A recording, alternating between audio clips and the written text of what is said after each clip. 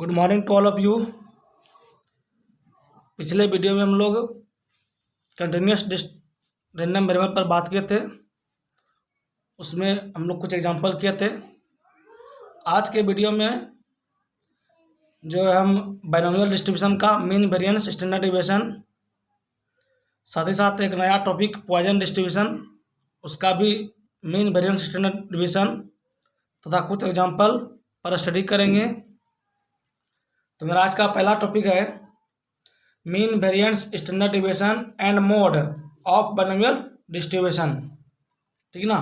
तो ये सब सिर्फ का हम लोग क्या करेंगे, सिर्फ इसका फार्मूला हम लोग याद रखेंगे। हालांकि सब फार्मूला का प्रूफ है, प्रूफ आप लोग एग्जाम में पूछता नहीं है, सिर्फ फार्मूला आप लोग याद रखिए और उस पर कुछ एग्जाम्पल बनाइए। जितना जितना हो सके आप बुक से या कहीं और से भी जितना प्रॉब्लम बनाएं उतना अच्छा रहेगा। तो मेरा मीन होता है किसी भी बाइनोमियल डिस्ट्रीब्यूशन का एन पी, एन जहाँ नंबर ऑफ ट्रायल्स है, पी क्या है आपका सक्सेस होने का प्रोबेबिलिटी है। वेरिएंस होता है एन पी क्यू, क्यू क्या है फेल्योर का प्रोबेबिलिटी है और पी सक्सेस का, एन नंबर, और स्टैंडर्ड डिवीजन क्या होता है root under N P Q. ये तो मेरा मीन वेरिएंस और स्टैंडर्ड डिवीजन हो गया। अब चलते हैं हम लोग मोड पर। तो मोड कैसे हम लोग फाइंड करेंगे इसको हम लोग समझते हैं। मान लिए let X be the binomial variable and P are parameters, then find n plus one into P. हम मान लिए क्या एक्स को जो आपको क्या कोई बाइनोमियल वेरिएबल है और उसका पैरामीटर्स क्या है एन पी क्यू, और हमको फाइंड करना है n plus one into P find करना है। और n plus one into P find करेंगे, यहाँ से मेरा दो केस अराइव होता है। ठीक ना। पहला केस होता है कि यदि n plus one into P का वैल्यू कांस्टेंट आया के, जो कि कोई पॉजिटिव इंटीजर है, तब binomial distribution will be bi mode. तब जो होगा बाइनोमियल डिस्ट्रीब्यूशन क्या होगा, बाय मोड होगा। बाय मोड मतलब उसका मोड कितना होगा, दो को मोड निकलेगा। और मोड क्या होगा, पहला होगा के, दूसरा होगा के माइनस वन। ठीक है ना। कब, यदि कोई पॉजिटिव इंटीजर आता है तब। लेकिन अगर n plus one into P का वैल्यू के प्लस एफ के फॉर्म में आता है, जहाँ एफ जो है 0 और 1 के बीच लाइक करेगा, ठीक ना, तब उस केस में बाइनोमियल डिस्ट्रीब्यूशन जो होता है केवल यूनी मोड होगा। यानी कि यूनी मोड का अर्थ हुआ क्या, केवल उसका एक ही मोड होगा, और मोड क्या होगा, उसका आंसर क्या आपका होगा के। ठीक ना। तो इस पर एक एग्जांपल देते हैं, एग्जांपल से हम लोग समझते हैं। पहला क्वेश्चन है find the mode of the binomial distribution for which the parameters are n equal to 9 p equal to 2/5। आपका क्या रहा है कि आपका पैरामीटर्स n का वैल्यू दिया हुआ है, p का वैल्यू दिया हुआ है, आपको फाइंड करना है क्या, मोड। तो सबसे पहले हम क्या करेंगे, n plus one into P find करेंगे। तो n plus one into P find करने के बाद हमको मिला 4, जो क्या है पॉजिटिव इंटीजर है। 10 binomial distribution are bimodal हो गया। जब पॉजिटिव इंटीजर निकला तो बाई मॉडल होगा मेरा। अब बाई मॉडल होगा तो मोड कब होगा, दो को, एक होगा के, दूसरा होगा के माइनस वन। यानी कि मेरा आंसर क्या हो जाएगा 4 and 3। ठीक है ना। दूसरा क्वेश्चन है कि find the mode of binomial distribution for which the parameters n equal to 7 and p equal to 2/5। इस बार दिया हुआ n इक्वल टू 7 और p इक्वल टू कितना 2/5। जब इसको हम फाइंड किए n plus one into P, मेरा दिया वैल्यू 16/5। इसको फ्रैक्शन कन्वर्ट करेंगे तो 5 दिया 15 और प्लस 1/5। तो ये जो आपका ये वैल्यू आपका के होगा, ये वैल्यू 1/5। तो ये लाइक कर रहा है ना पॉइंट में 0 और 1 के बीच में, तो के प्लस एफ के फॉर्म में आ गया। अगर ऐसा आता है तो इसका बाय मॉडल कितना होता है, मोड कितना होता है, यूनी मोड होता है। यानी कि केवल एक ही मोड, वो क्या होगा के। तो इसका मोड कितना होगा, सिर्फ 3 होगा। क्लियर है। इस पर एक एग्जाम्पल हो रहा है, if the mean and variance of a binomial distribution are 9 and 6 respectively, then find the distribution.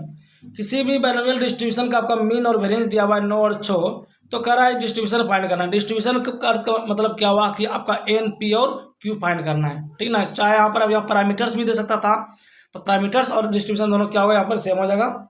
तो आपका मीन और वेरिएंस दिया हुआ है, तो मीन का फॉर्मूला होता है एन पी इक्वल टू 9 दिया हुआ है, और वेरिएंस का फॉर्मूला होता है 6 एन पी क्यू, जो 6 दिया हुआ है। इक्वेशन 1 2 मान लिए 2/1 किए, तो यहाँ से हम सॉल्व कर लिए एन पी क्यू बटे एन पी बराबर 6/9।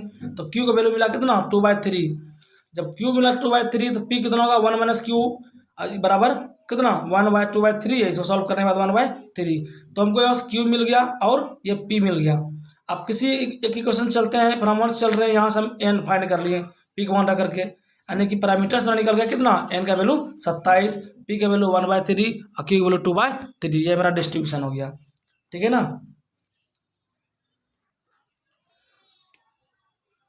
एक क्वेश्चन है, if the sum of mean and variance of a binomial distribution for 5 trials is 1.8 then find the distribution.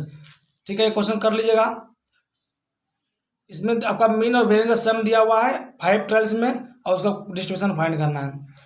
Next question, if x is the number of heads in 3 tosses of a coin what are the mean and variance of x। यानी कि किसी coin को जो है 3 बार toss किया गया है, तो और x आपका क्या शो कर रहा है, नंबर ऑफ हेड्स, तब कर रहा है इसका मीन और वेरिएंस निकालना है। सॉल्यूशन क्या करें, फॉर 1 ट्रायल के लिए आपका सैंपल स्पेस क्या होगा, हेड और टेल होगा जब किसी क्वाइन को टॉस करेंगे, और ई दिया हुआ है क्या, नंबर ऑफ हेड, तो हेड हो जाएगा, तो यहाँ प्रोबेबिलिटी हो गया 1/2 p और q भी 1/2 और n का वैल्यू कितना दिया हुआ है, 3 ट्रायल्स है, 3 हो गया, तो मीन एंड वेरिएंस निकाल लें यहाँ से फार्मूला लगा करके। कुछ क्वेश्चन हम होमवर्क के तौर पर दे रहे हैं 6, 7, 8, 9, ठीक है। ये चारों क्वेश्चन जो आप लोग कर लीजिएगा, और अगर क्वेश्चन नहीं समझ में आए या नहीं बने तो आप लोग कमेंट करके पूछ सकते हैं। और इस पर एक लास्ट क्वेश्चन है, काफ़ी अच्छा क्वेश्चन है, इंपॉर्टेंट क्वेश्चन है, there is an infinite series of a independent trails.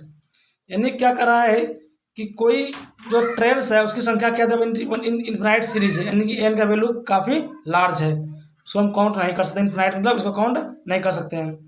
The probability of success in a trial being p, और उस जो ट्रेल किए हम लोग उसमें जो सक्सेस होने की प्रोबेबिलिटी को क्या दिया हुआ है, पी दिया हुआ है। तो क्वेश्चन कह रहा है so that mathematical expectation of the failure preceding the first success is 1/p-1। आपको प्रूव करना है कि इसका जो मैथमेटिकल एक्सपेक्टेशन यानी कि मीन जो होगा किसका, फेल्योर का निकालना है, वो क्या होगा, 1/p-1 होगा उसके पहले सक्सेस से, ठीक है। ये आपको प्रूव करना है कि जो प्रीसीडिंग पहला सक्सेस होगा उसका 1/p-1 होगा, क्या, एक्सपेक्टेशन किसका, फेल्योर का, ठीक है ना। तो ये आपको सॉल्यूशन करना है, मतलब फाइंड करना है, शो करना है, प्रूव करना है। तो मेरा दिया हुआ क्या, इट इज गिवन, आपका दिया हुआ है probability of success in 1 trial being p, p दिया हुआ सक्सेस का प्रोबेबिलिटी, और मान लिया क्यू क्या उसका फेल्योर का प्रोबेबिलिटी है। Let q with the probability of failure in a trials such that p + q = 1। Q क्या माने हम लोग, फेल्योर का, किस प्रकार, ताकि p + q क्या होता है 1, तो यहाँ से क्यू मिल गया कितना हमको 1 - p। Let x denote the failure preceding the first success. मान लिया कि x डिनोट कर रहा है क्या, फेल्योर का, प्रीसीडिंग द फर्स्ट सक्सेस, उसके पहले सक्सेस से पहले। Here x is random variable and can assume values कितना 0, 1, 2, 3, 4, 5 डॉट डॉट, क्योंकि मेरा इनफिनाइट सीरीज है तो 0 शुरू होगा और ये चलते रहेगा। अब क्या करेंगे, सारे एज्यूम वैल्यू जो 0, 1, 2, 3 हुआ इसके लिए हम क्या निकालेंगे, प्रोबेबिलिटी निकालेंगे। अगर p = x/0 है तो x क्या डिनोट किया हम लोग, क्या डिनोट किए हैं, नंबर ऑफ फेल्योर, यानी एक भी फेल नहीं होगा, तब क्या होगा, x/0 कहने करते हैं एक भी फेल्योर नहीं है, तो सक्सेस भी बचा, सक्सेस क्या है मेरा प्रोबेबिलिटी p हो जाएगा।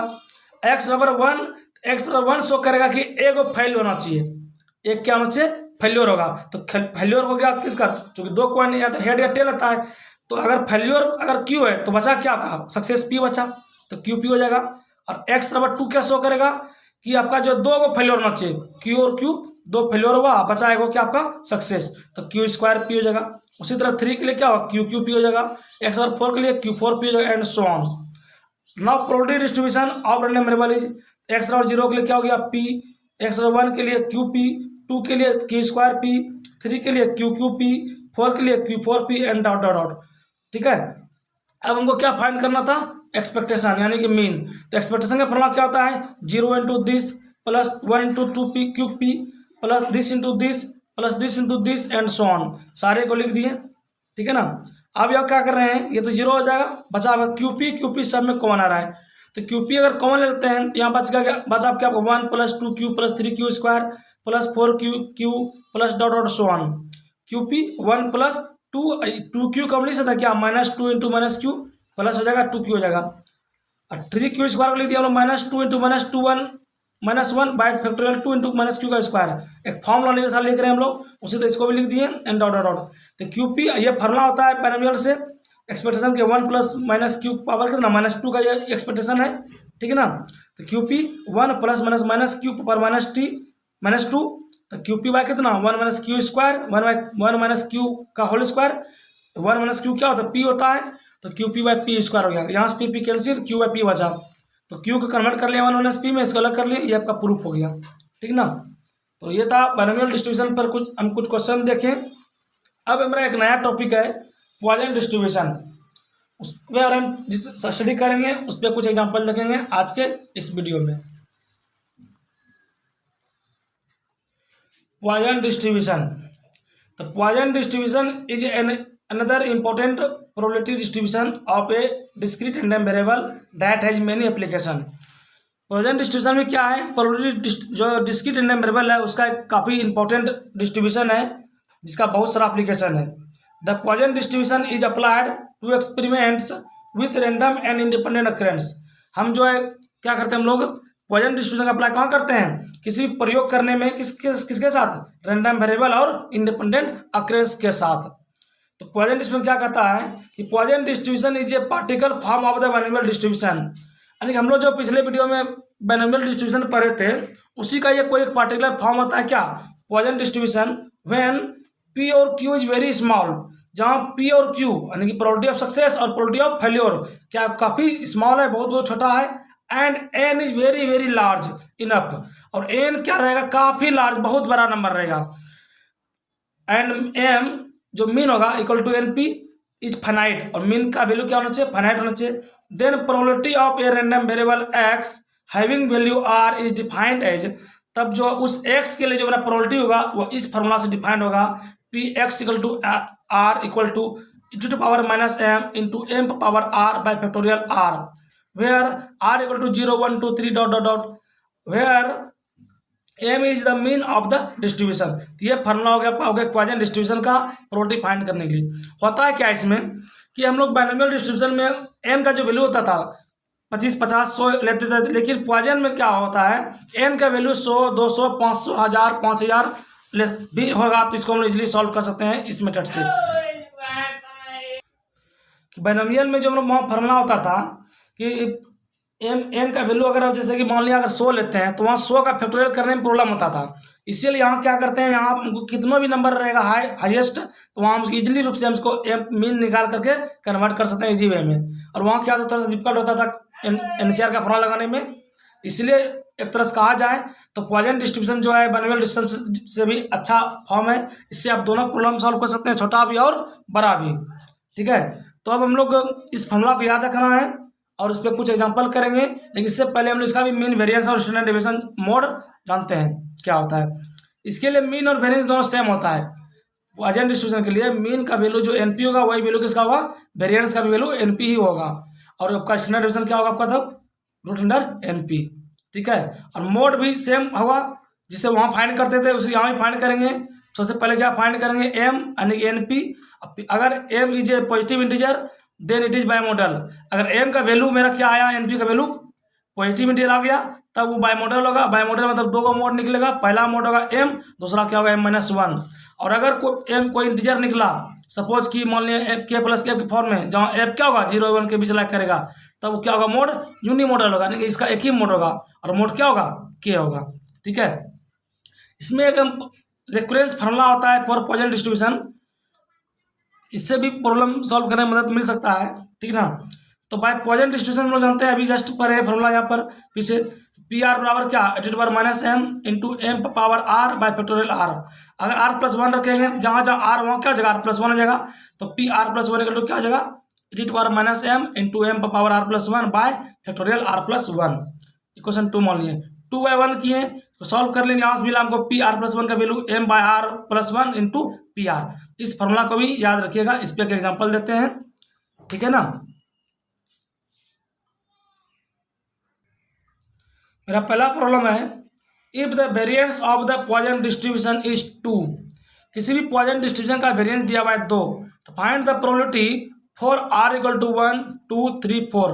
तो आर का वैल्यू 1 2 3 4 के लिए हमको क्या फाइंड करना है, प्रोबेबिलिटी फाइंड करना है from the recurrence formula of the Poisson distribution, यानी कि रेकरेंस फार्मूला को यूज करते हुए हमको आर बराबर 1 2 3 4 का वैल्यू फाइंड करना है, जबकि वेरिएंस दिया हुआ है इसका 2 दिया हुआ है।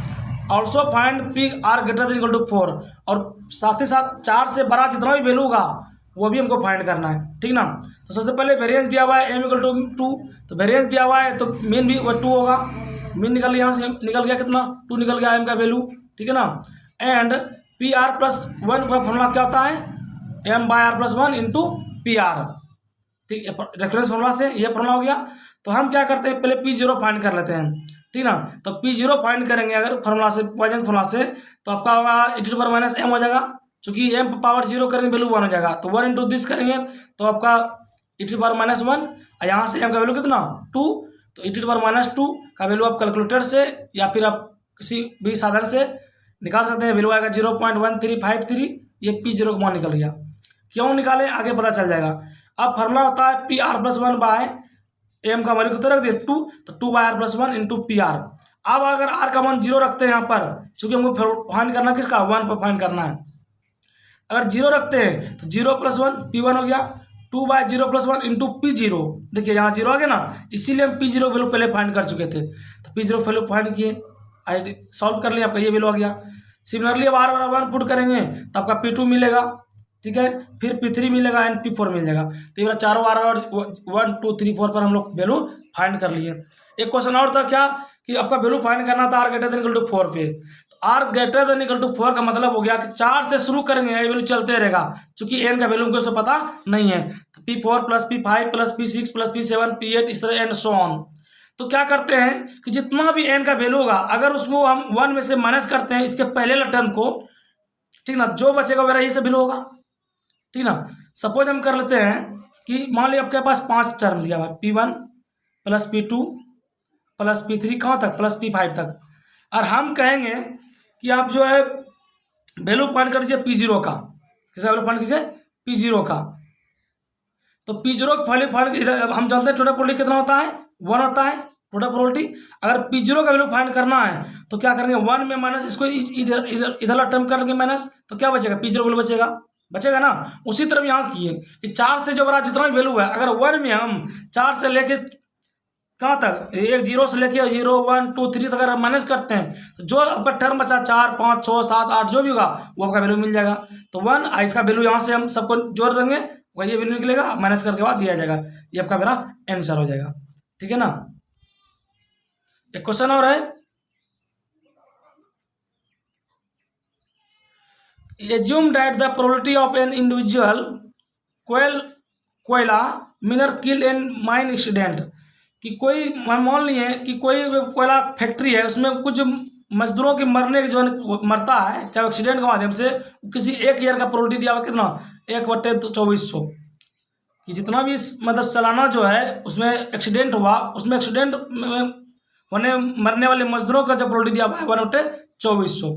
तो use approximate statistical distribution to calculate the probability that in a mine employing 200 miners, यदि उसमें 200 मजदूर काम करता है तो कम से कम there will at least 1 accident in year, एक साल में एक एक्सीडेंट होने का क्या प्रोबेबिलिटी होगा, वो ये फाइंड करना है। तो प्रोबेबिलिटी तो क्या दिया हुआ है P, एन दिया हुआ है कितना 200 मजदूर काम कर रहा है, यहाँ से एम बराबर एन भी फाइंड कर लिए।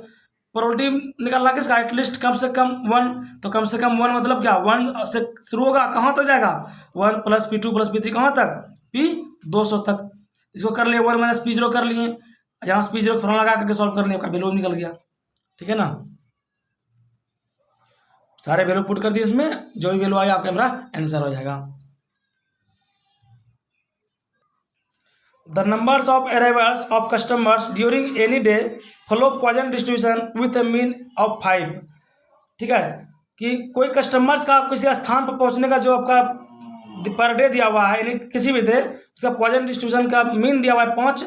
What is the probability that the total number of customers on 2 days, 2 दिन में कितना आपका जो है कस्टमर्स है उसका प्रोबेबिलिटी फाइंड करना है, जिसको सेलेक्ट करना है किस पे रैंडम पे, इज लेस देन 2, वो लेस देन क्या होना चाहिए 2 आना चाहिए। तो यहाँ से m बराबर 2 दिया हुआ है, पी आर का फॉर्मूला लगा दिए, ये आपका हो गया।